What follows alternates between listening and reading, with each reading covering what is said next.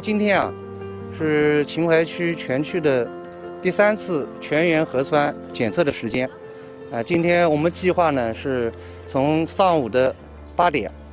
到晚上的24点，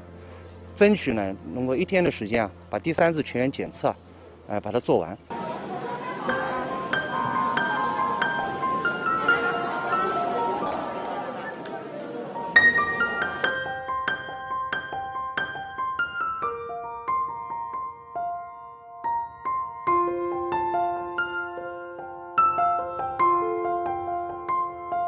我们是最少是12个小时一个班次啊，当然有时候如果特别量大的时候，我们会上到16个小时一个。调集了国家的医疗救治的专家组，